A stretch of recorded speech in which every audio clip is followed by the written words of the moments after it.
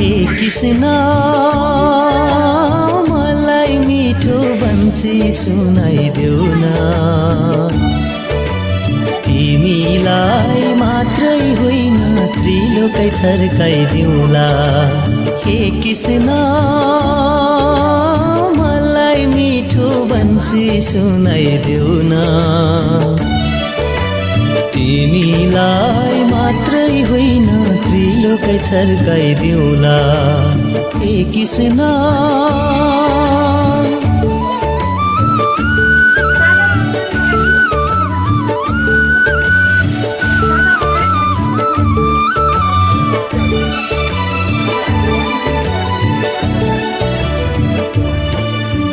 कसरी